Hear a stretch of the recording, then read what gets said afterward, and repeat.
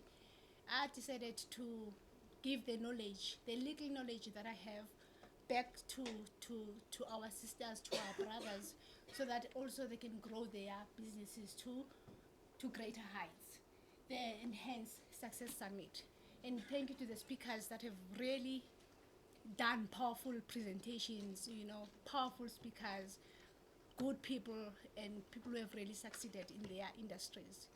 Thank you to the entrepreneurs who took time, from their busy schedules and made sure that they are here and take leave if you are at work, and you made sure that you are here. And some of them come from Kimberley. It's amazing because it's just the first summit that we've ever held as Gauteng. That is Sikelela Medical, who has really sponsored this, and helped by GEP as well, as you can see the boards over there. So let's start now about how to successfully venture into medical supplies.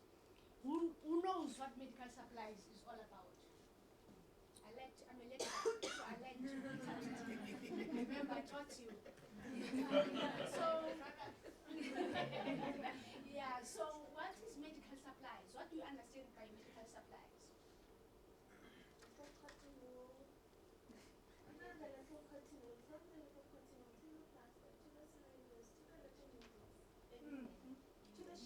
Yes.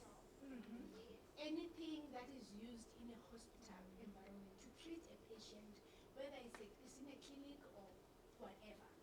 So we've, in South Africa,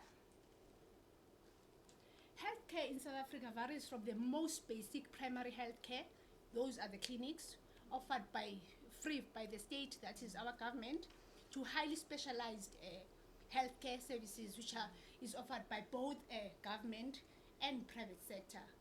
So you've got two places to look at when you're an entrepreneur. You must look at government, you must look at private sector.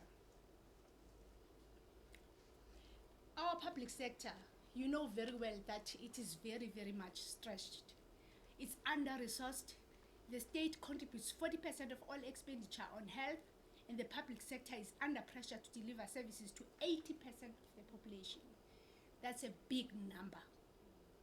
Then what does it mean for entrepreneurs? There's business. There's a slice for everybody. The private sector, on the other hand, is run largely on commercial lines and caters to middle and high income earners. These middle and high income earners are mostly having medical aids, their own medical aids.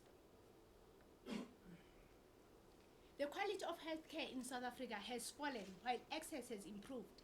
This is due to underfunding and deteriorating infrastructure, burden of challenges like TB, for example, and HIV. However, the South African government is responding with a far-reaching reform plan to revitalize and restructure the South African care system, including fast-tracking the implementation of a national healthcare insurance scheme, which government has just founded recently, which will eventually cover all South Africans. What does this mean to entrepreneurs in this country and to those who aim to venture into this industry? It means more hospitals built, as the MEC mentioned earlier on, and Ipeleng Mkhari. And it means more equipment bought by government, more money for entrepreneurs in this industry, medical industry. It means that there'll be more care professionals like doctors, nurses, whatever, being employed. And thus, as you are building infrastructure, you're creating jobs, people will get jobs, more job creation. Very good for government, because that's what government is working on. Government is currently strengthening the fight against HIV. You know, South Africa, or Africa as a whole, has a challenge of HIV. What does that mean for an entrepreneur? It means that you've got a slice in the pharmaceutical industry, because that's where all the medicines are used. And therefore, if you venture into pharmaceuticals, you stand a chance of succeeding, because there's TB, there is HIV, there's cholera. That is really a big threat to our society. This national health NHI will deploy health teams to communities and schools, regulating health to be affordable to all, increasing life expectancy from 56 to 58 years by 2014.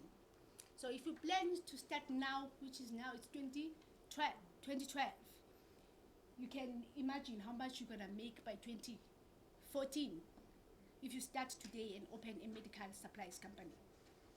So it's never too late, and it is not late as yet.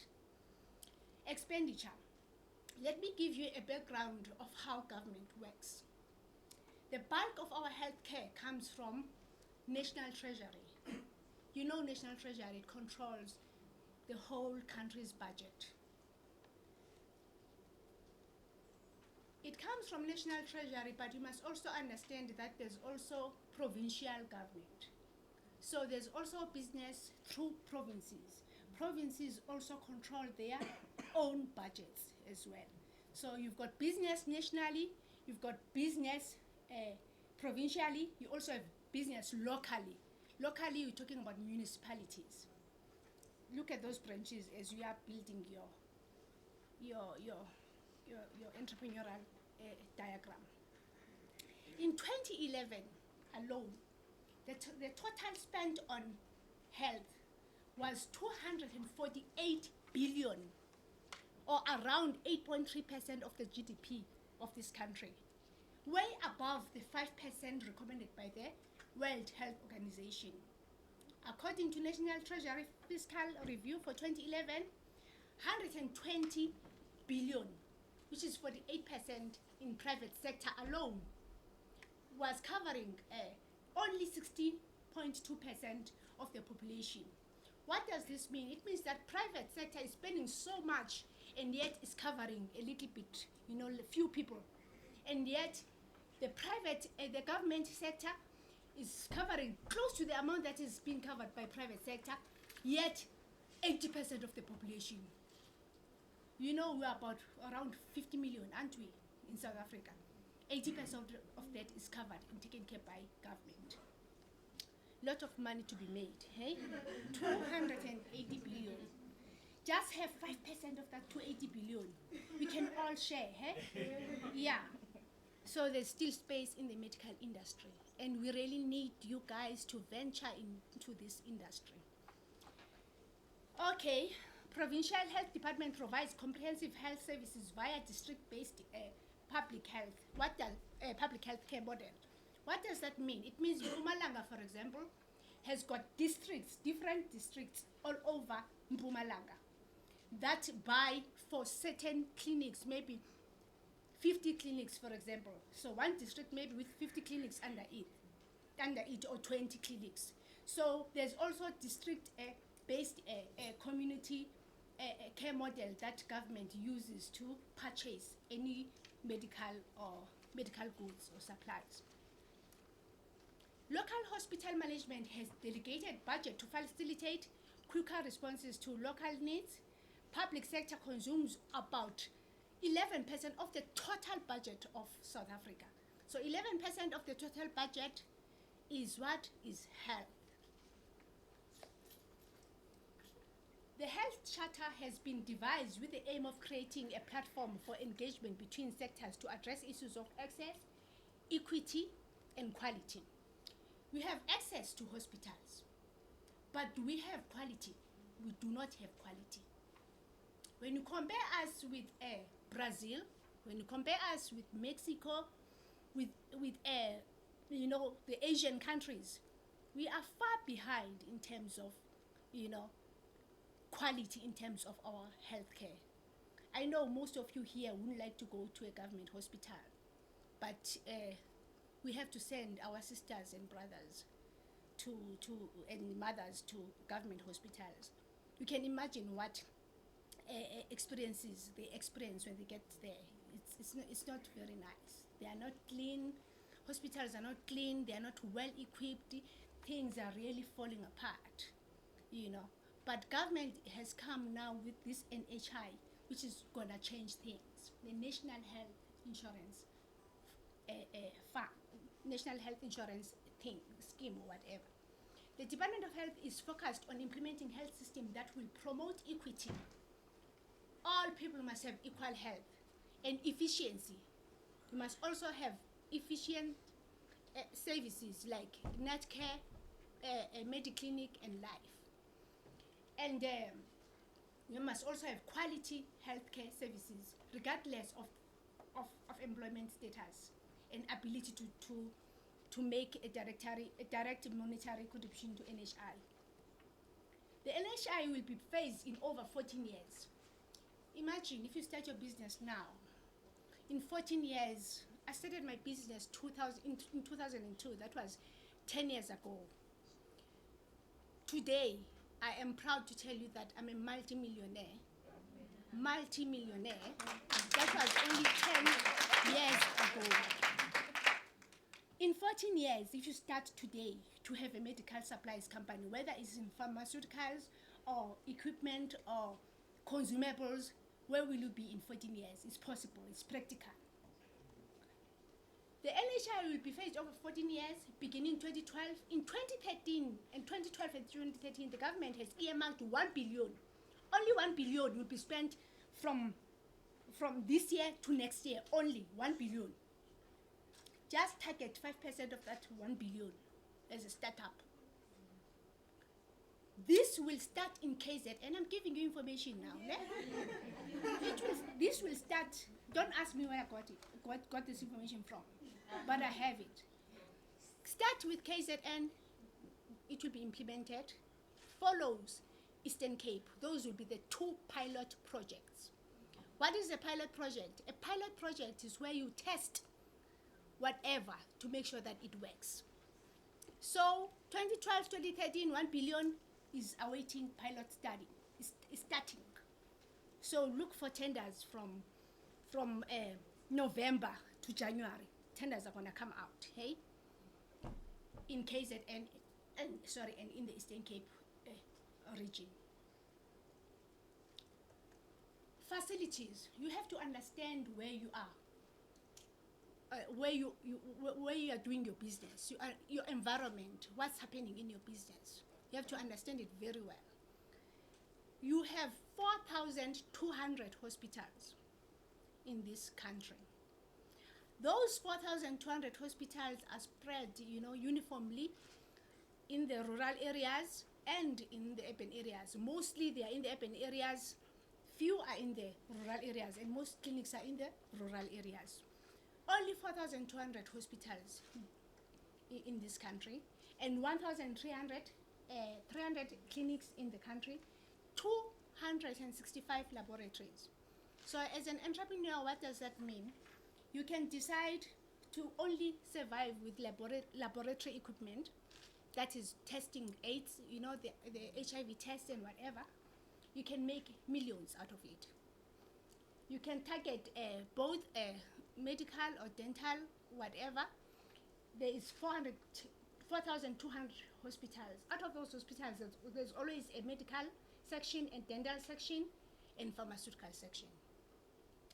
1,003 clinics, the same applies. The 3 sectors are also involved in those. The cake is just too big.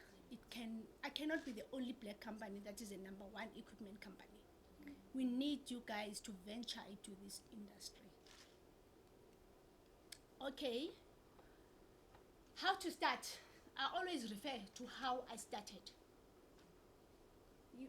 Different speakers have spoken to you. They've told you how they started and what they believe in.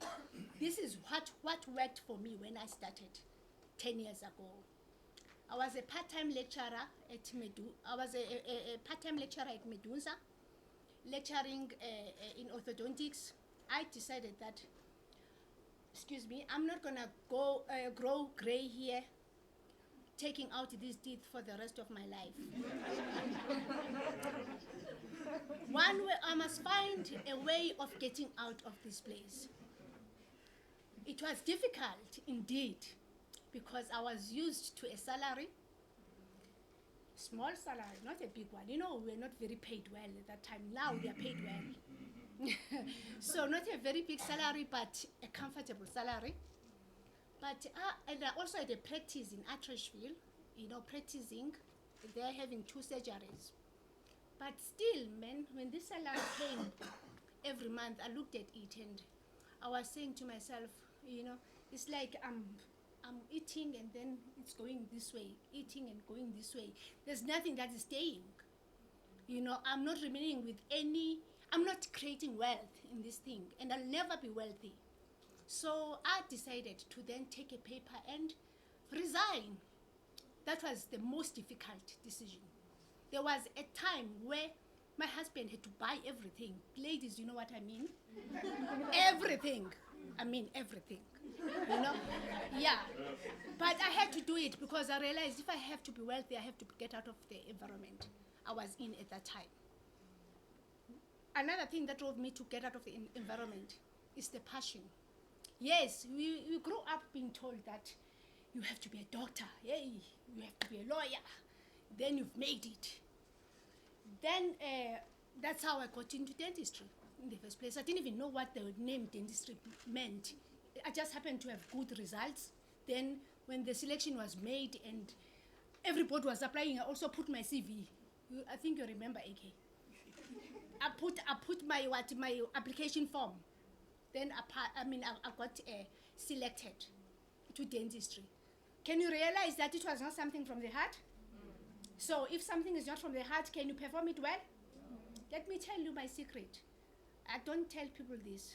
I used to be a latecomer. Coming to work, I will drag my feet to go to work. I will be pushed to go to work. It was pain to go to work. Having a boss was painful. You remember AK, ne?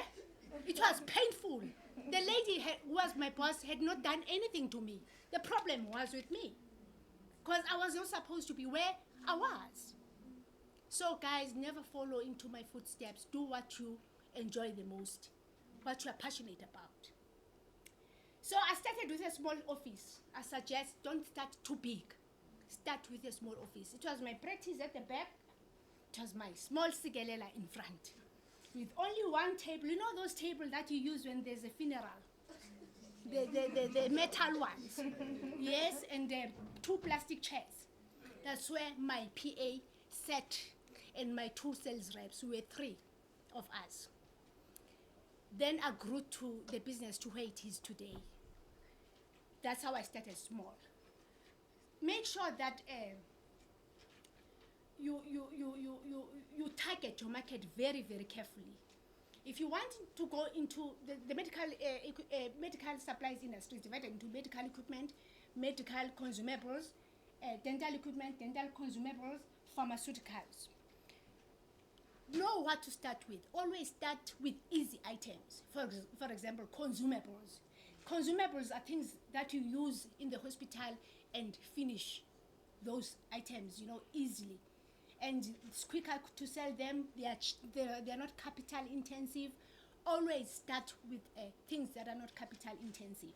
Then from there, make sure your products have certifications. Quality products. Sell quality products that are ISO, CE marked and have radiation certificates, for example, from the Western Cape. That's where you get your radiation for your equipment. For consumables, make sure that your consumables are SAPS approved. They have a CE mark, they've got an ISO mark. You will win the tender. Sigelela is not winning the tender because it's Sigelela. It's winning the tender because it's following what government wants. And if you follow what government wants, you will win tenders and you'll get to where I am. Then make sure that when you're doing the dental consumables, still, it's a very, white-dominated industry. I think for the past 10 years in the dental section, and I'm begging you guys, those who want to venture into this industry must look at the dental section.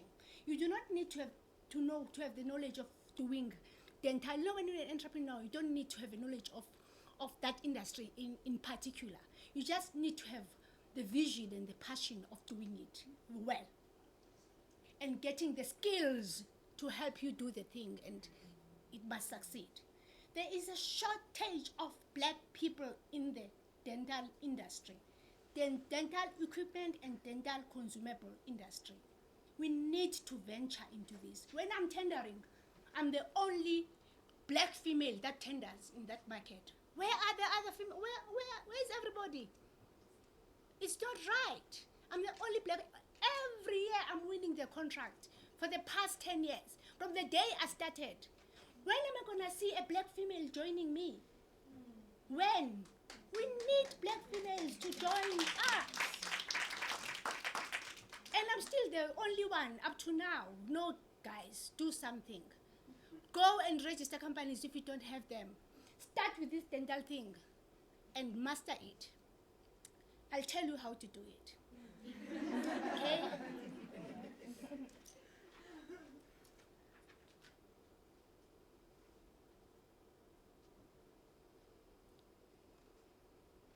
Let's go to the pharmaceutical section. Never start with the pharmaceutical section. Do it last. It needs lots of licenses. You must have a pharmacy license.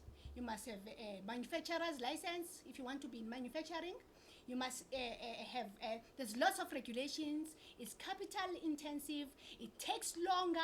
Never ever start with it. It must be the last thing to do once you have accumulated your cash flow and you've got lots of money in reserve to start it. For example, for you to register a medicine, it takes about 5 years. You must go and source it from India, bring it into the country, and register it with the MCC, and you must employ consultants to do those dossiers because it takes a long time. 5 years to have a pharmacy, a wholesaler license where you're going to distribute, for example, from Aspen to your company and then to the hospital. It takes about 6 months. That is better. Manufacturing license where you have to manufacture either in the country or you get your product from India and bring it here. Then you have to really make sure that you must spare 1.5 years to get that license. And it's very strict because it's a well-controlled environment because of the sensitivity of keeping medicines and etc. Where do you source now these dental equipments and materials and medical equipment and medical consumables I'm talking about, and pharmaceuticals as well? People, you have to go out of this country. The MEC mentioned earlier to you that it is very disheartening that there's no company that manufactures these things. So all of us, you go outside. Where do you go? Don't miss the November Medica at Düsseldorf. That is in Germany. That's where every product is. That's where you're gonna get your supplier. Because if you buy locally, you're not gonna be competitive. And therefore, you might not last for even 6 months. Go out of the country, import your products from different countries like India, Germany, US, and bring them into the country and then start marketing your product into hospitals. Or in terms of gloves, you can manufacture. There's a company that is manufacturing gloves in Bronkhorstspruit. That company is called Green something, but I think they get raw materials from Thailand and then start manufacturing gloves in the country. You can also go that way as well, but other things are really not yet you cannot really manufacture them locally. And then how to then I've spoken about this. How to get business now from in this industry, medical supplies industry. Whether they call you tenderpreneur or what, there is just no way you're gonna be a multimillionaire without doing a tender in this country. No, we're talking about serious tenders. We're not talking about change. You have to tender, and therefore you have to know how to tender. And National Treasury gives you that information. They've got training facilities in Centurion where they will train you exactly how to do it the right way, so that you don't miss a single page. You make sure that each and every page is filled, is completed perfectly, and all the certifications are there, being the tax clearance, your BE certificates, your ID, all those things. And then you must mind one thing: government is still about empowering South Africans. You have to make sure that if in your organization, even if you are white, you must have some element of blackness in your company, in management and in your executive, at executive level. Make sure that your PE requirements are in place. You employ females. Females, I don't know why you are not opening your businesses, because females are really empowered by this government. That's one reason Sikelela is succeeding. It's being empowered by government. Make sure as well that you don't discriminate, disabled people. Employ them. You get lots of points from employing disabled people.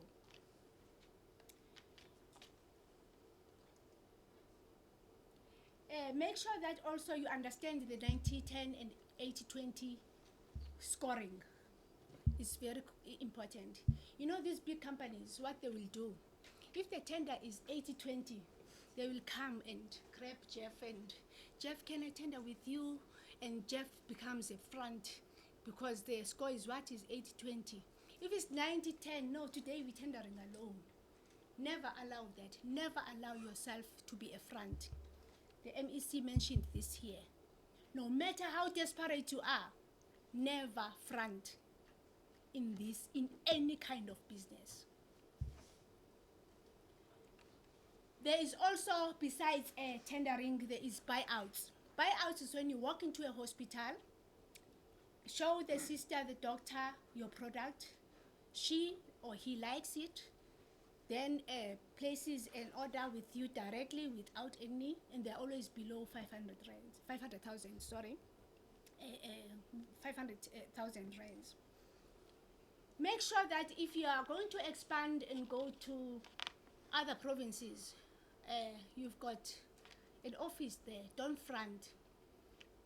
Make sure that you've got an office there and you are creating jobs in that, or rather stick to Gauteng and work from Gauteng. But don't front and say you've got an office in KZN and yet you don't have it. Because you know what?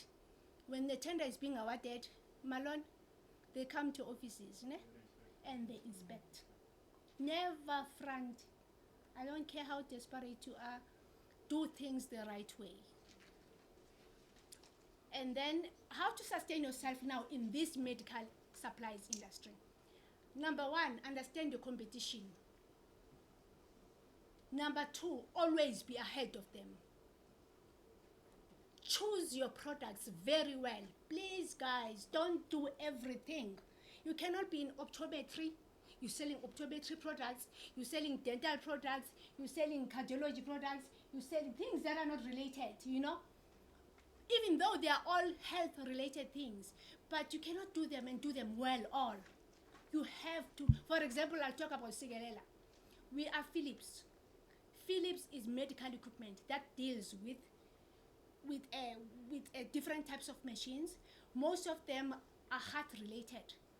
It's angios, fluoroscopies, X-rays, monitors.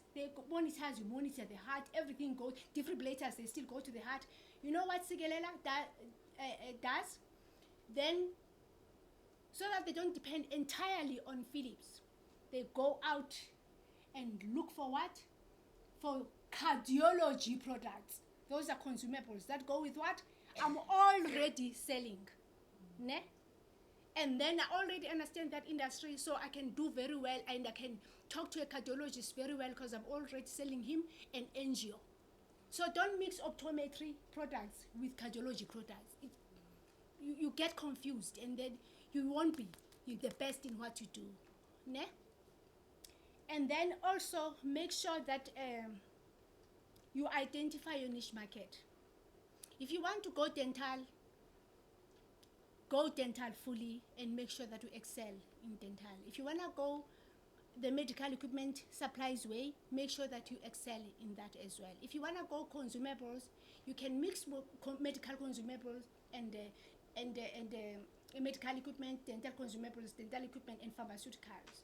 But now, once you start going to physiotherapy and optometry and occupational therapy, then you're confusing your market. Give people who, who are specialized in that industry to play in that industry and excel in it. You can't compete everywhere. You'll end up, being lost somewhere. And select the right motivated team. It is very, very important to have motivated staff, passionate staff, invest in your people that you are employing, because Sigelela is no Sigelela without my employees. You have to make sure you invest properly on your employees. Empower your team, invest profits. We've got a problem as black people. When we start being rich or wealthy, we want to be seen driving all these Range Rovers, staying in Sandhurst, even if we cannot afford at the moment, but you just, got that one big tender. Don't do that. Make sure that when you've got your profits, you take them, reinvest your profits into a money market or into a growing fund that will then be plowed back into your business, which will further grow your business, and you'll just be wealthy and wealthy and wealthy. Do you understand? Don't eat your profits. That's our weakness as black people. You go and borrow money, you take this money from GEP or from NEF, instead of using it for this, you go and use it for that. Don't do that. That's where we fail as black people, And then manage your cash flow and cut costs at all times. Price well. On-time delivery is very important. After-sales service, we are the only black company in the country that has got a technical department that repairs, maintain, and service the equipment. Malone can witness to that. We are having engineers that are employed by Sigelela, females and males that we've empowered to do this job. Let this not be a man industry, the technical one. Let's change it to also be a female industry. Make sure that your turnaround on technical issues is fast, and check your BE status. Make sure that your taxes are in place. Insist on a 60-day account with your supplier. Have a good accountant, but be in charge of your checkbook and bank account. Don't let your accountant be in charge of your monies. Otherwise, your company will. Be resilient. Never front again, I emphasize. Dream big and live your dream. Thank you.